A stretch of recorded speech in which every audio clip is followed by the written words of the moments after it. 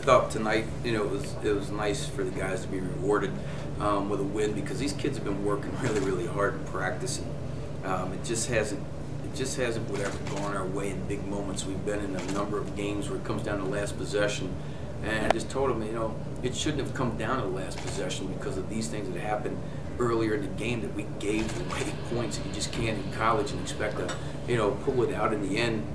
And tonight I just felt like our defense, Tyler White and Jordan Jackson and a few others, they were so tuned in defensively.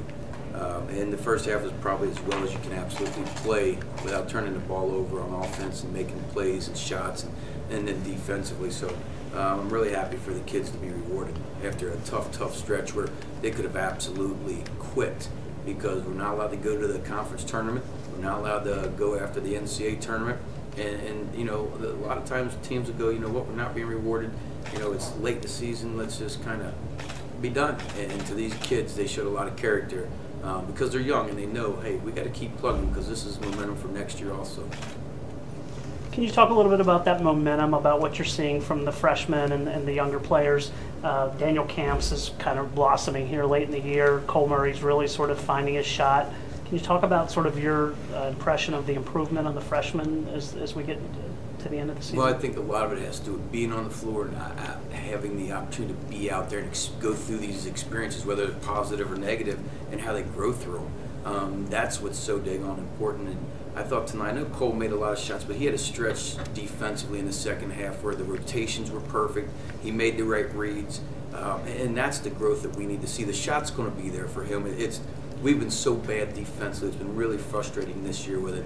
And so I think Dean Tanos has been coming a long way too defensively. He just battles. He's starting to find himself in the right spots. And Camp shows some numbers, but he still has a long way to go defensively also. So that's the thing you got to go through. But again, we talk about the freshmen, the sophomores, it's their first really time to have to play this many games. None of them were counted on last year. They played spottingly and had a game here or there, but that's it. So it's really their first time through it too, and it's good to see those guys growing also and taking some leadership. Though I think Tyler White's really in practice and other things, been very vocal and very determined.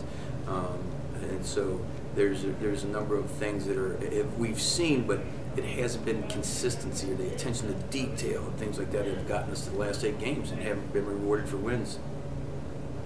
Can you talk a little more about Tyler? And he is sort of emerging as the vocal leader of the team. Is that something you expected going into the season? No, I didn't know. None of us knew. We didn't have one. Ethan Faulkner was the leader for 4 years. Stretch Watson was right behind him. And then there was no one else. And in the freshman class, only seeing Tyler a few times in high school and a little bit in AAU, it's different. And you really don't know. You don't know. You think some kids may be, and they get here and they're not because they're still trying to figure themselves out in college and finding their own role. And not being able to give that part of it because they just can't figure everything out, whether it be because academics or whatever. They got a lot on their brains. So it's nice to see that developing. And it's needed. It's really needed.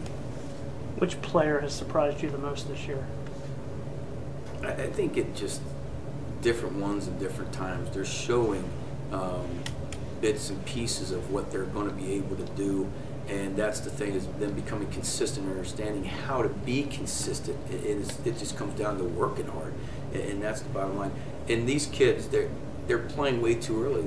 Even the sophomores probably shouldn't be playing this much now. If you have a few seniors and juniors, and you have that balance in your classes, they don't have to be out there.